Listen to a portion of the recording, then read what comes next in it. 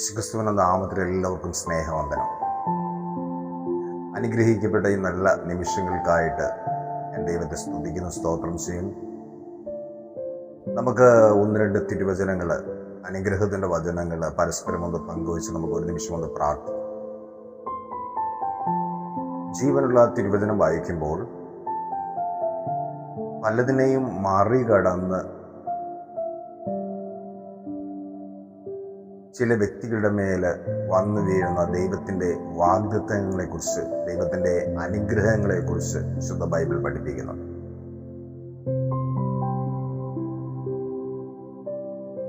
ഇന്ന് വേദനിക്കുന്ന, പ്രയാസപ്പെടുന്ന, ഭാരപ്പെടുന്ന, ആകുലപ്പെടുന്ന രോഗികളായിരിക്കുന്ന,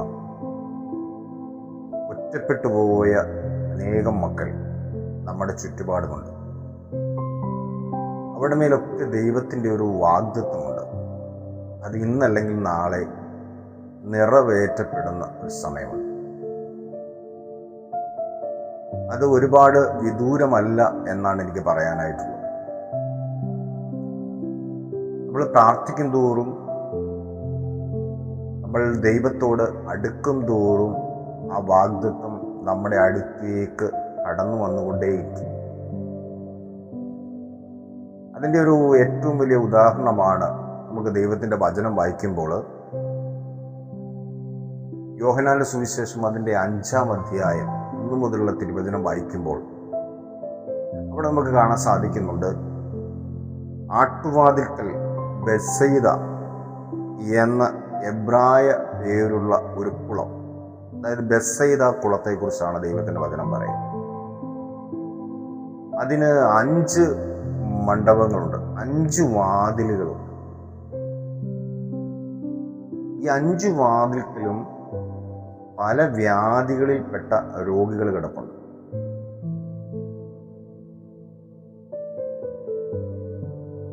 ദൈവത്തിന്റെ ദൂതൻ വന്ന് വെള്ളം ഇളക്കുമ്പോൾ ആര് ആദ്യം വെള്ളത്തിലേക്ക് ഇറങ്ങുന്നു ആ ആളാണ് സൗഖ്യം പ്രാപിക്കുക. ഈ 5 വാതിൽക്കലും അനേകം രോഗികൾ കിടപ്പുണ്ട്. എന്നാൽ യേശു തമ്പുരാൻ അവിടേക്ക് കടന്നു വരുന്നത് ഒരേ ഒരു മനുഷ്യനെ നോക്കിയാണ്. അവൻ ഏതാണ്ട് 1-2 38 വർഷമായി തളർവാദം പിടിപെട്ട ഒരു മനുഷ്യൻ. ഈ 4 വാതിലുകളെയും, ഈ 4 വാതിൽക്കൽ കിടക്കുന്ന പല വ്യാധികളിലായിരിക്കുന്ന അനേകം രോഗികളെയും മറികടന്നിട്ടാണ് 5-ാമത്തെ വാതിൽക്കൽ കിടക്കുന്ന 38 വർഷമായി തളർവാദം പിടിപെട്ട് കിടക്കുന്ന, ആരോരും സഹായിക്കാനില്ലാതെ കിടക്കുന്ന ഒരു മനുഷ്യന്റെ അടുക്കലേക്ക് ഈശോ കടന്നു. ഇതൊരു വലിയ അനുഗ്രഹിക്കപ്പെട്ട വചനമാണ്.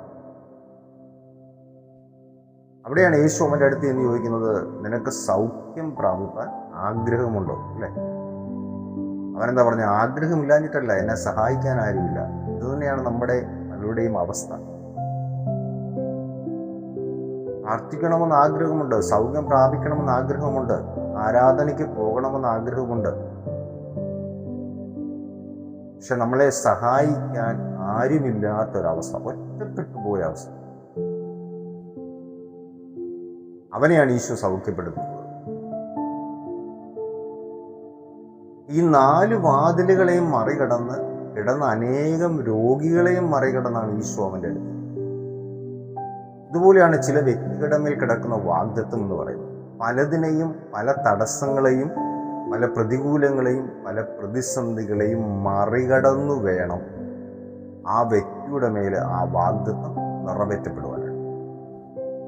നിറവേറ്റപ്പെടണമെങ്കിൽ അവൻ എന്ത് ചെയ്യണം? അവന് ആഗ്രഹം വേണം, അവന് പ്രാർത്ഥന ഉണ്ടാകണം, അവൻ ദൈവത്തോട് അടുക്കുന്നവനായിരിക്കണം, അടുപ്പമുള്ളവനായിരിക്കണം. അവന്റെ മേലാണ് വാഗ്ദത്തം നിറവേറ്റപ്പെടും. അല്ലേ? നമുക്കറിയാം, മർക്കോസിന്റെ സുവിശേഷം അതിൻ്റെ 5-ാം അധ്യായം വായിക്കുമ്പോൾ ദൈവത്തിന്റെ വചനത്തിൽ നമുക്ക് കാണാൻ സാധിക്കുന്നുണ്ട്, യേശു തമ്പുരാൻ വഞ്ചിയിൽ കയറി കടലിന്റെ മറുകരയിൽ ഗനേസറത്തിന്റെ തടാകത്തിലെത്തി. എന്തിനു വേണ്ടിയാണെന്നറിയാവോ? ചങ്ങലകളാൽ ബന്ധിക്കപ്പെട്ട് കല്ലറകളുടെ ഇടയിൽ കിടക്കുന്ന ഒരു മനുഷ്യനെ സുഖപ്പെടുത്തുവാൻ, അവൻ ആ പിശാച് ബാധിതനിൽ നിന്ന്, ആ പിശാചിന്റെ പിടിയിൽ നിന്ന് അവന് വിടുതൽ കൊടുക്കാൻ വേണ്ടി ഈശോ കടല് കടന്ന് മറുകര ചെല്ലുന്നതായിട്ടാണ് വചനം പറയുന്നത്.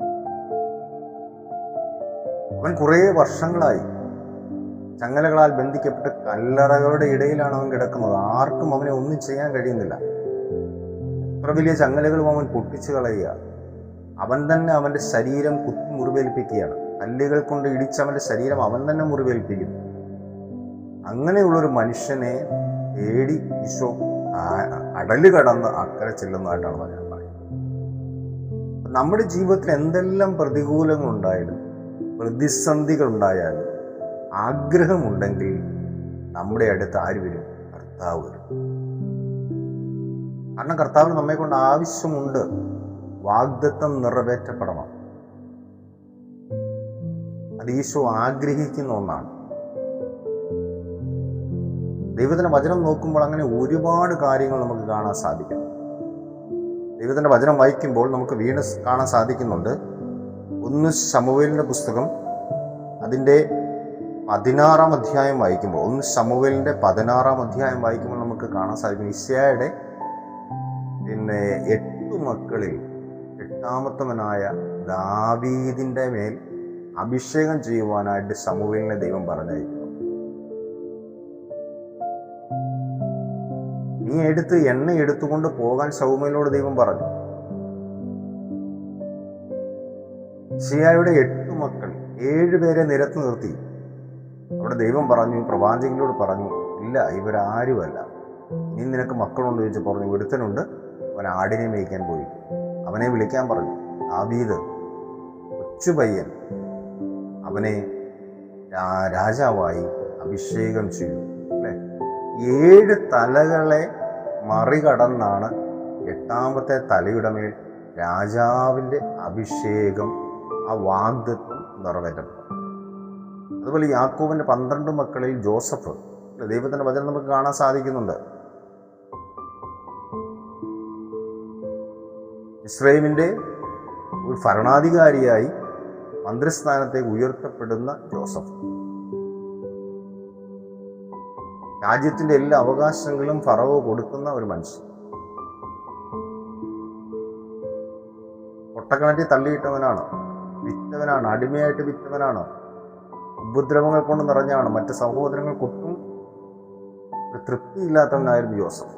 ആ ജോസഫിനെയാണ് മിസ്രയീമിന്റെ തലവനാക്കി മാറ്റി. നമ്മുടെ ജീവിതത്തിൽ എന്തെല്ലാം പ്രതികൂലങ്ങളായിക്കോട്ടെ, എന്തെല്ലാം പ്രതിസന്ധികളായിക്കോട്ടെ,